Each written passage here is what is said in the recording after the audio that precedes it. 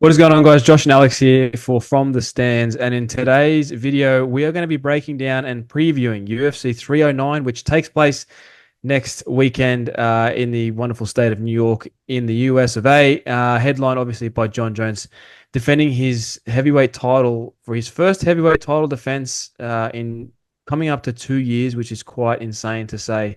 He'll be defending his title against Stipe Miocic. I'm obviously joined alongside my good buddy the man Alex Goldman. Before we get started, man, how are things with you? It's been a while since we've done one of these, and it's pretty cool to get back into the swing of things and be doing these more regularly. Yeah, no, I mean, it's good. This is something that we did a while ago, so it's definitely good to get back into it. Things been good, busy work, training, but no, keen to get back into breaking down all of the action. So should we start prelims or main card? Where do you reckon we should Yeah, I start think there?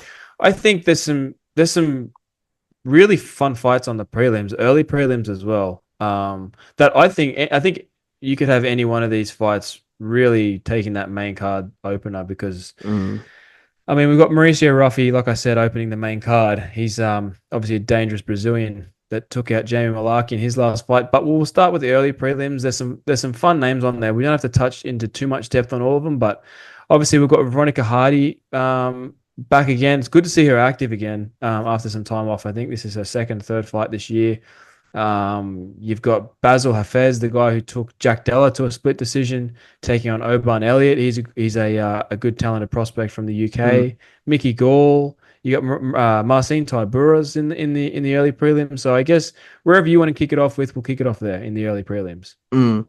I mean, I guess the first fight that I really sort of grabbed my attention when I look at the early prelims was actually Mickey Gall because you look at his record 7-6, and obviously on paper, as Anthony Smith likes to say, not the most appealing record, but you think about it, he's actually been in the UFC for quite a while. And I think in a lot of fights, he's shown elements to his game that in future could make him quite dangerous. And I do think this is a good fight for him in the sense of they're not kind of feeding him to that upper level competition, but they're not really giving him a sort of extremely lower ranked opponent.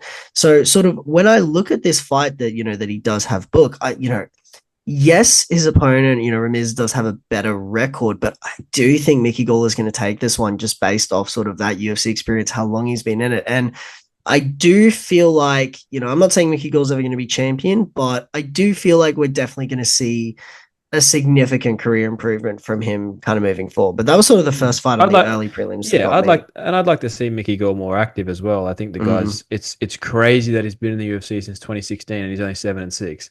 I mean, be it whatever reasons he hasn't been as active, maybe mm. as he'd like to be. He didn't fight at all in 23, only fought once in 22. So, and yeah, it is what it is. Mickey Gall's a very good fighter, obviously dangerous on the ground, and was once thought of as a very high touted prospect. I think back in the days, maybe Mm. 6-7 years ago, was this guy could be one of the top contenders in a few years to come. Hasn't worked out that way, but it's good to see him still in the mix in the UFC. A fun fight I really want to touch on, which is on the prelim card. Moving on is a big one at middleweight. Chris Weidman taking on Eric Anders, which I think is a very fun fight. Eric Anders, obviously, if we like Eric Anders here. Chris Weidman making his second fight after his comeback. The first fight back was a little controversial, I think. Um, and he's going to be taking on Eric Anders, which Eric Anders is a vet. Um, but I'm interested to hear your thoughts on this fight because I know this is one you've been looking forward to as well. Yeah, as you say, like they're kind of both veterans, and I feel like for where they're both at, this is a good fight for both of them. Like, I don't want to see Chris against Cabarallo. I don't want to see Chris. I don't Mm. at this moment in time. I don't want to see Chris against that upper level competition just yet. And Eric Anders is so game, man. He's been in the UFC for so long. He is so game. Like anyone he will fight and he'll bring it to you. Like even in the fights where maybe they're not going his way, he's trying to bring the action. And look, I do think that it's hard to come back from an injury the likes of which Chris Weidman got and not even be the same, but be at that same high level that you were, whether Yeah. psychologically, physically, I think that's just very difficult to do. if this was the Chris Weidman of old, so the Chris Weidman before he fought Luke Yeah. Rockhold against Eric Anders, to me, this would not be a particularly close fight. But I think it's a case of Eric Anders has gotten a lot better, and Chris Weidman is on the back end of his career. I do envision a second round finish for Eric Anders in this fight. I think it's going to be pretty dominant in terms of the finish. I kind of see a KO TKO situation happening.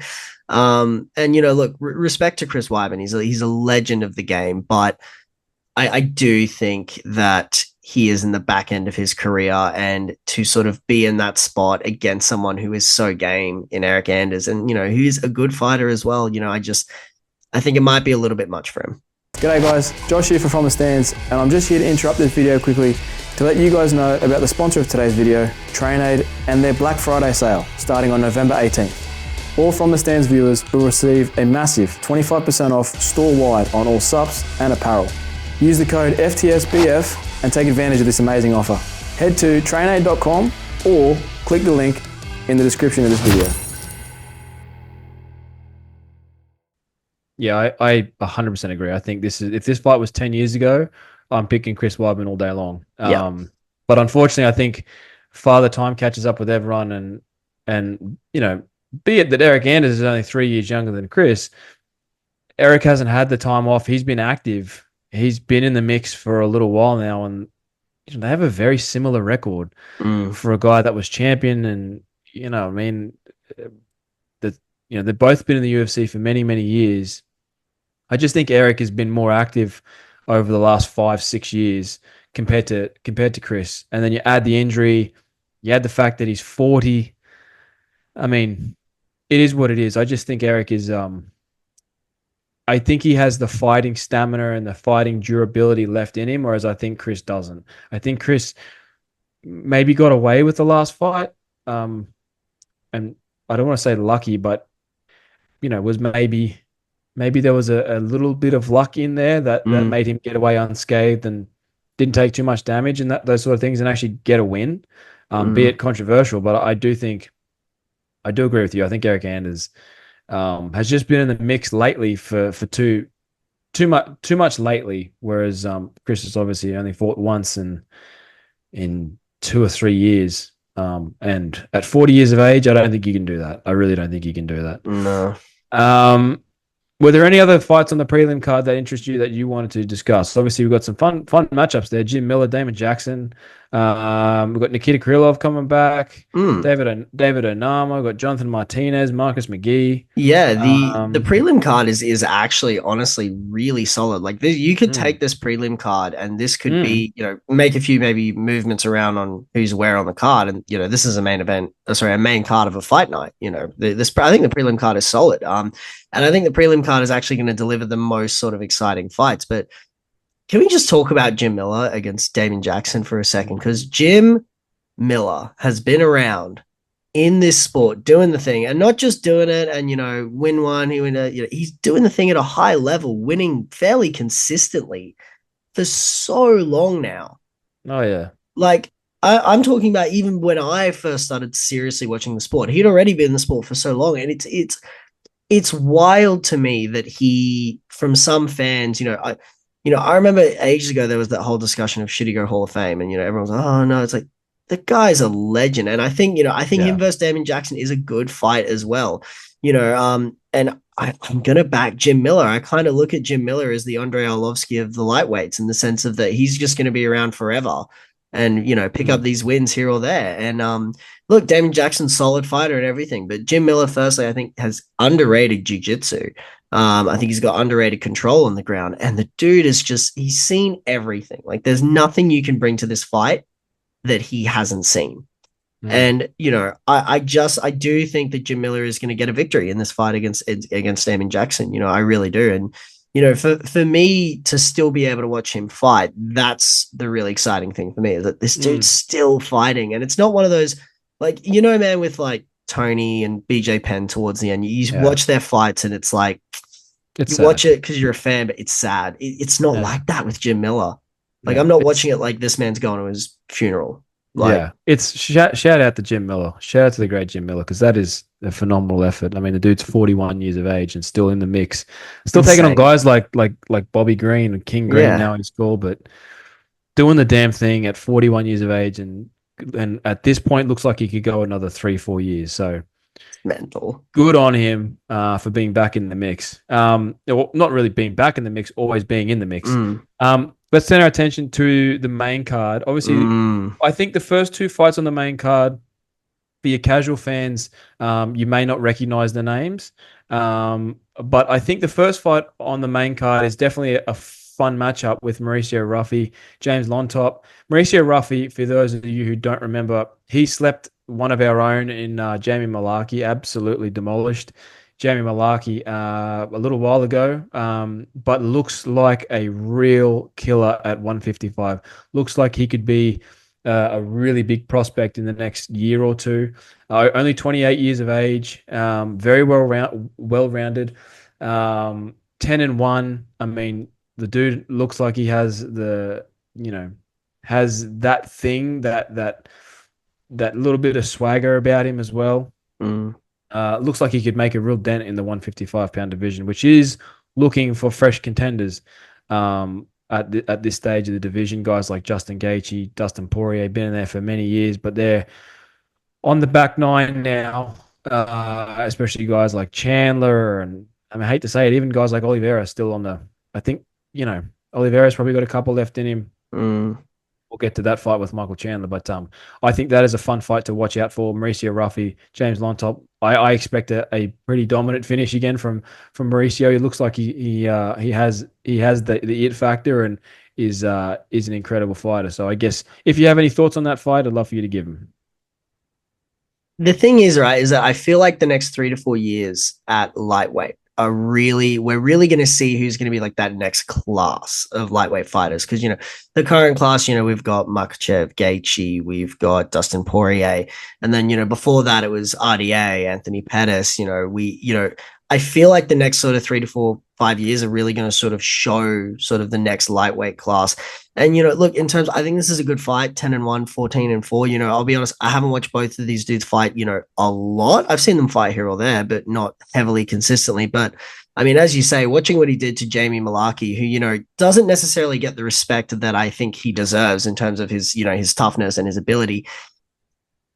When you do something like that to a fighter that is a good fighter, they're a good fighter.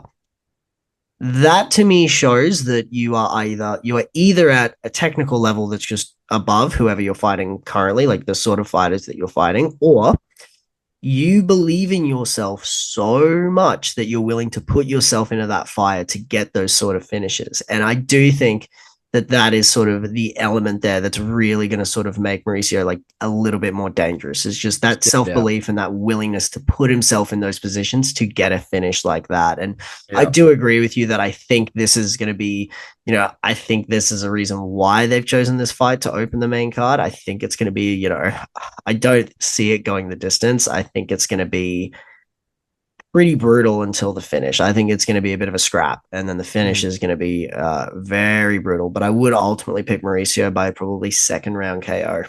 Yeah. Now moving on, women's flyweight, we've got Vivianne Araujo coming up against Karine Silva. Vivianne had been doing the damn thing for many years. She's been in the mix for quite a while. A fun fight. I don't know where, it's not a contender fight or anything of serious title implications by any stretch of the imagination. But the first fight of this year for Vivianne, she's obviously been out for a year since her last fight, where she defeated Jennifer Maia, which was a good win for her. But I think experience, be it that Vivianne is for a women's flyweight, she's dinosaur. She's 37. I mean, for a women's flyweight, she's been doing the damn thing for a long time. Yeah. In those sort of things, in that women's division, to be 37 and still getting out there and swinging is pretty impressive, I think, and credit to her for that. I just think her experience and everything else her UFC experience will play a bigger factor in why I think she wins and defeats Karine Silva. She's obviously been in the UFC only 2 years, which is nothing bad, but I think experience plays a lot in these women's flyweight matchups. And that's why I think she'll walk away with the victory. Did you have any thoughts on this one? No, I agree with your assessment on that. And, look, I think the only thing I'd say is that regardless of who's going to make the win, or sorry, who's going to get the win, you have to start making a statement at women's flyweight in terms of, like I think sort of one of the things that's holding that division back is people aren't trying to make themselves stars. It's like that's what you really need to do. Like you need to start making statements in terms of even if you get the win and it's a decision, hop on the microphone and you don't have to go full Colby Covington and call everybody like filthy animal. You don't have to do that. Just you got to do something. Do like that. Even like that Vanessa Demopoulos where she jumps onto the. She gets Rogan to hold her or Bisping to hold her. At least she's doing something. I can remember her name. Yeah. At least, you know what I mean? At least I can actually remember who she is. Whereas, if they want to keep this flyweight, not keep the flyweight division, but make yourself a name, make a name for yourself and start bringing in some more coin, then I think definitely I agree with that 100%. You gotta do something to stand out. Yeah. But in terms of the fight assessment, I do agree with you. I lean towards Vivianne with this, the experience, and as you say, just been doing it for so long. So I do lean towards her in this fight. Heading into the final three, we've got some really fun fights in the final three. Your mid main card fight is obviously a big one. Bo Nickal getting his first real big test coming up against Paul Craig, who has been in, like many of these guys have said, doing the damn thing for a long time. Bo Nickal, though, getting his first real test at 6-0, taking on Paul Craig, which is huge. I'm going to give this one to you straight up because it's a very, very interesting matchup. Like, very interesting. Bo's incredible, the best wrestler in the UFC, I think, by a country mile. Paul Craig, incredible on the ground. I am in two minds about this because I feel like Bo could either do really well, or I think the OG Paul Craig gets it done and submits Bo Nickal in one of these wrestling exchanges. He's so dangerous, and he's the most experienced fighter that Bo's fought. If Bo can get through Paul Craig in dominant fashion, then obviously he's a star. Let's give him his flowers. I'm not there yet, but let me hear your thoughts.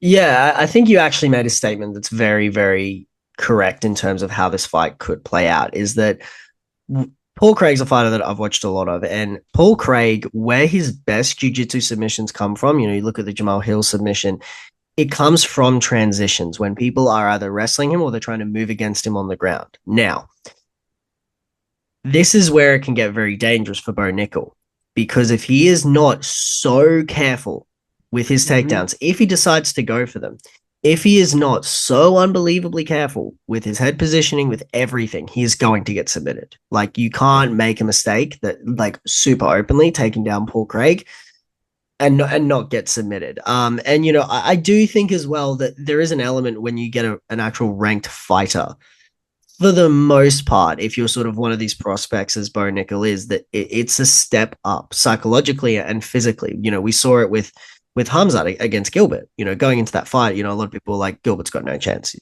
going to get done. And, we saw that wasn't the case. Now, I'm of two minds as well, where I'm kind of like 55-45 where I think this will go. I currently do think that Bo Nickal will knock him out. I base that mainly because Paul Craig has never had the best striking, and he's not particularly fast or explosive, whereas Bo Nickal is fast and explosive. He's not an elite striker either, but the speed, the explosivity, threat of the takedown can really open up a lot of that striking. So I could see him getting, I think, like a second round knockout.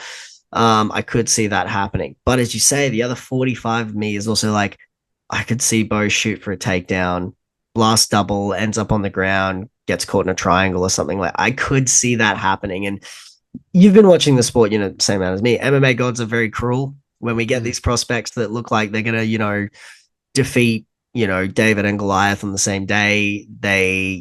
We find out sometimes that that's not the case. Yeah. It's an interesting fight. I would inevitably.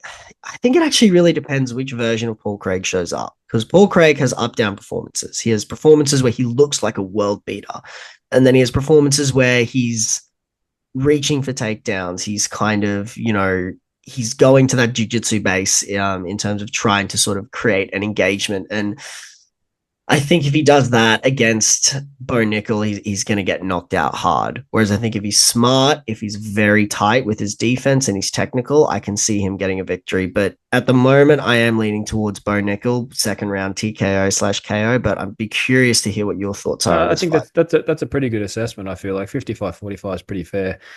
At the moment, I'm leaning more 50-50 because I just feel like people like to sleep on the Beju's jiu-jitsu.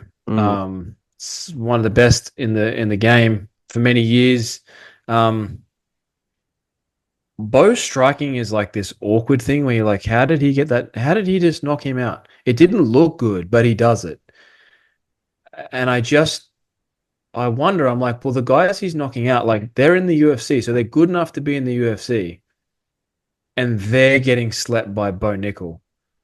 So it's not like he's on the amateur circuit and he's just sleeping guys that aren't experienced. He's sleeping guys that are in the UFC. Mm. And it makes me wonder, like, can he do that to a guy like Paul Craig, who has been in the mix with world champions, guys that went on to become future world champions, guys that he defeated that, he fought a guy in Jamal Hill who has incredible striking, not incredible striking, but definitely, I think, better striking than Bo Nickal, and was able to get through that and submit Jamal Hill. Whether he can do that to Bo Nickal, if I had to pick right now, I'm going the upset. I'm saying Paul Craig gets it done. I think he's going to submit Bo Nickal. I would be more surprised if Bo gets a knockout because he just keeps doing it in this weird, unorthodox fashion that doesn't look so natural yet. And so it shouldn't. I mean, the guy's only 6-0. He had his first fight on Dana White's Contender Series. So, I mean, yeah, it is what it is. I think the MMA gods are in for a fun night, and I think Paul Craig gets it done, which is great for Paul Craig if he can be the one to knock off Bo Nickal. Oh yeah, if he knocks off Bo Nickal, huge feather in your cap. Huge, gigantic. Yeah. So you're going Bo Nickal, I'm going Paul Craig. We'll find out next week on next week's video how he went. Now into the co-main event. Now on the co-main event, Charles Oliveira, Michael Chandler. There were some reports today that maybe Charles is out. I don't know how true they are. I'm not gonna base this video on reports and maybe this, maybe that. We're gonna go on what is the co-main event right now. If that changes, then feel free to skip this part of the video. But we're going to talk about it. Charles Oliveira and Michael Chandler taking on each other at lightweight, 5 rounds in a rematch of their fight from 2022, I believe, 21 maybe, 21. In which Charles finished Michael Chandler. Michael Chandler obviously out for 2 years. His last fight was against Dustin Poirier, November 2022.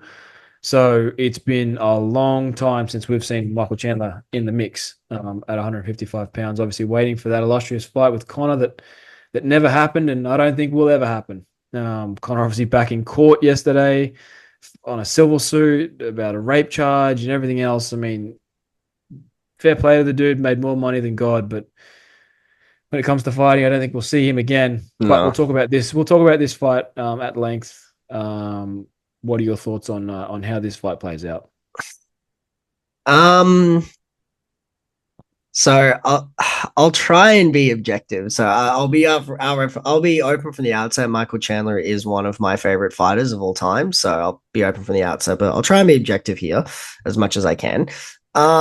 Look, I think it's a very close fight. I think their first fight showed that as well. They were both, obviously Charles finished him. Chandler came close once or twice with the knockdown.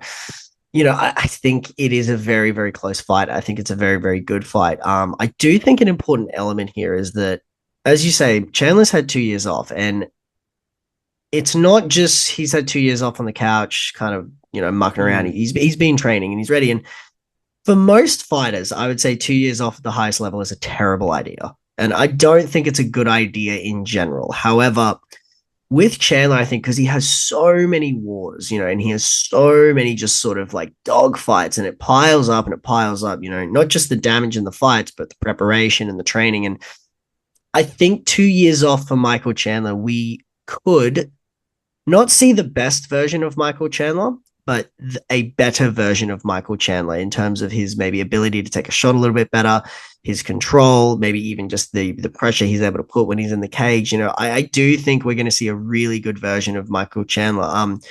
With Charles Oliveira, I do think that I don't think he's on the way out, definitely not. But I do think he is heading towards the back end of his career, as is Chandler. They're both heading there. Obviously, Oliveira is a little bit younger, but there's a lot of damage, wear, and tear from just years of fighting there.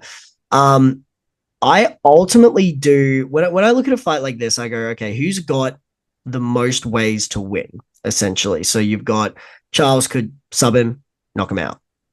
Chandler could knock him out, could sub him, less likely, but it's possible. And then it's like, okay, well, who would have a higher chance of controlling the other person against the cage or on the mat? And that's where I would lean towards Chandler. Not that I think the fight would necessarily go there, but we saw in I think it was the third round of Chandler against Poirier, that if he has to, Chandler can do that. He can go there. He can go to that sort of wrestle heavy style if he really has to. I do ultimately think Chandler is going to win this fight. I think it's going to be a complete dogfight, though. I think first round is going to be absolute pure insanity. I think we're going to see everyone getting dropped, everyone getting taken down. I think it's going to be absolute insanity. I do see Chandler pulling away with it a little bit in the second and the third. And I would say I do see Chandler winning a close decision. I think it's a hell of a fight. I think if there's going to be your sort of fight of the night, this is probably it.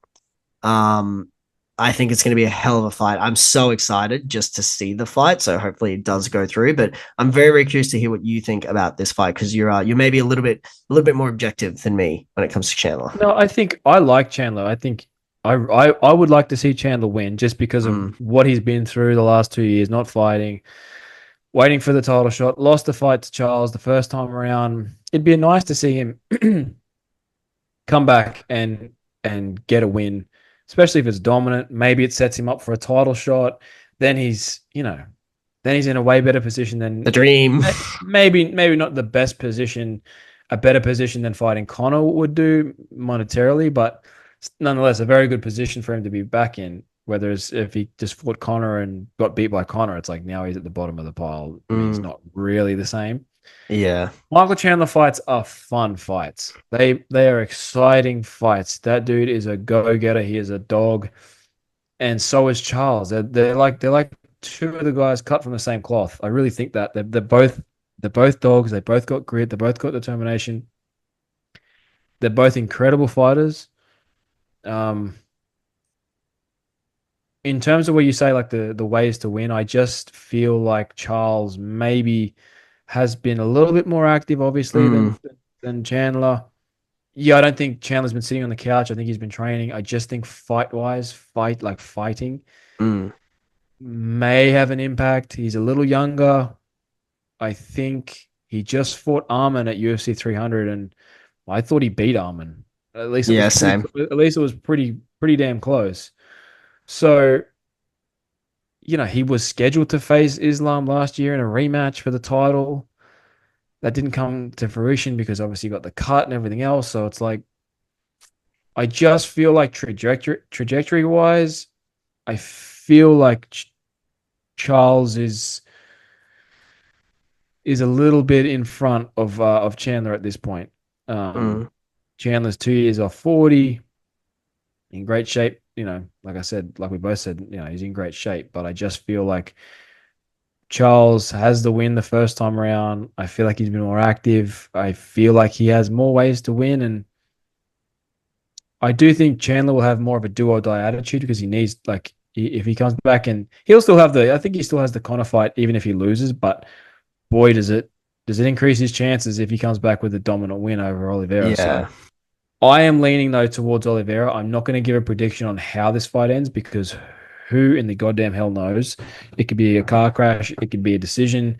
It could be a 5-round war. It could be a knockout in 1 round. There could be any, make up a scenario. I think it could happen. Chandler submitting it, maybe, like you said, less likely, but there's any way this fight could go. But I'm leaning towards Charles as we sit here today. But definitely a very, very fun fight, and one that I know everyone is most looking forward to. Now on to the main event, the final fight on the card. Jon Jones defending his heavyweight title against Stipe Miocic. It's been a foregone conclusion that Jon's winning this fight for months now.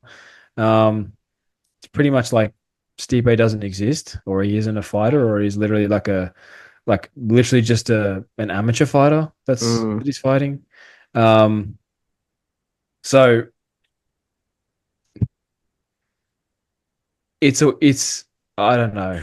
You're trying so hard. You're trying so hard to get away with this one. I'm trying. I think this is Jon's fight to lose. Like, I don't think Jon's going to lose this fight at all. I mean, we can try and be diplomatic and objective about it, but I just don't see a way in which Stipe comes back off the couch. Well, not off the couch, but comes back after 3.5 years. I mean, we're coming up to 4 years. It'll be about 4 years, yeah. Like, he fought Francis in like March or April of 21, and he hasn't fought since. So he's like early 40s. Find me a way where Stipe wins. Find me a way where what Jon did to Cyril Gane doesn't happen to Stipe. Yeah, Stipe's got good striking, good wrestling tape, like good takedown defense, everything else. But he's fighting the greatest fighter to ever live. On PEDs or not. He's fighting a dude that may be the most well-rounded fighter to ever step foot in an octagon. I just can't see a way in which Jon Jones loses this fight. It would be hilarious for pundits if he did. It'd be so funny. And Stipe won, and now you've got Stipe as the heavyweight champion, who's most likely going to retire. I mean, if you're an Aspinall fan, you want Stipe to win because you're more than likely getting Aspinall being gifted the heavyweight title without doing anything, because I think Stipe will retire, give up the belt, Aspinall becomes the undisputed champion. Then maybe in some insane world, you get Aspinall defending the heavyweight title against Jon. That would be a cool scenario. Who's up for that? I am. But it's, yeah. I mean, what are your thoughts? Look, anyone that's sort of ever listened to when we've talked about a Jon Jones fight before, they may have caught into some hints that I'm not his biggest fan. If you looked into it, that you may have picked up on that. Look, I'm not the biggest fan of the guy, but just objectively, I do agree. I really struggle to see a way that Stipe wins this fight. I think if gun to my head, how can Stipe win the fight? Knocking him out. Like, Stipe has got crisp boxing, it is heavyweight, but I don't see it happening. Yes, Jon's hitability has gone up as he's gotten older, naturally, but I just don't see it happening. I don't see Stipe's grappling being good enough, because yes, Stipe's got good wrestling, but we also have to consider he's got good wrestling for heavyweight. Like, there's a big difference between having good wrestling for heavyweight and having good wrestling for, say, lightweight or welterweight. It's a world of difference. And Jon Jones does come from a lighter weight class. Yes, he's a big guy. But look what he did to DC. And not even just that. Think about the other good grapplers that he's fought throughout his career. Like, I don't see Stipe being able to wrestle him. I don't see Stipe, mainly because Jon's distance control and range management is excellent. I don't see Stipe being able to, throw a blast double or maybe even stop the blast double from Jon. I don't, it's heavyweight. They're not going to be Imanari rolling on legs and going that's not going to happen. So, it really does come down to how can Stipe win this fight. Now, well, look, one thing he does well is that body rip is excellent. But again, it's like, okay, the body rip is excellent, but what are you going to follow up with? And it sounds like we're kind of crapping on Stipe. We're not. He's an excellent fighter. You put Stipe up against, prime Stipe against most heavyweights, they're gonna lose. Prime Stipe, very good fighter. But it's, as you say, nearly 4 years off at heavyweight. Mm. Nearly 4 years off, coming back. And it's not like you won your last fight either. You got knocked out. And that does Bad. live, you got knocked out bad. And that Mm. lives in your head a little bit. Like, especially the first time you're getting back in there, the ring rust, the nerves, everything. And I do just think this is, as you say, this is John Jones's fight to lose.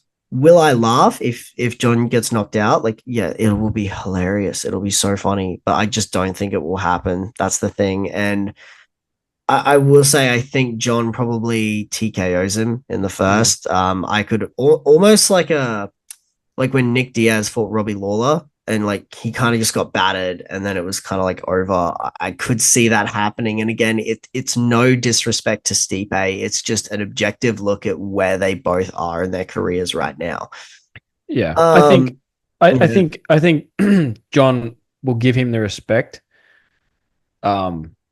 He didn't give Cyril Gane any respect because he knew his grappling was nothing. mm, Whereas I feel like he'll give Stipe more respect. I feel like maybe we'll see him get out of the first round, but I think this fight gets stopped. I don't know which yeah. round, but I think somewhere in the first 3 rounds, I think this fight's getting stopped in John Jones' direction. Mhm. But yeah, any final thoughts from you before we wrap this up? Man, final thoughts I'd say is that yeah, I'd agree. If I'm Tom Aspinall, I'm hoping Stipe Miocic wins this fight. And yeah, the only other final thing I'd say in terms of for this card in particular is that if you have to choose a fight to like absolutely lock in to watch, like if this is the fight that you're not going to go anywhere for, it's Charles Oliveira and Michael Chandler. Because as you say, who knows? And I'm excited for that. Amen. Guys, thank you so much for watching. If you like this video, please leave a like, comment who you think is going to win in the main event or in the co-main event. Let us know your thoughts and what you think. And if you can hit that subscribe button, geez, if I can get it out, hit that subscribe button for us. It helps us out a lot. We really appreciate you guys watching and checking us out. And until next week's video, we will see you all then. Catch you later.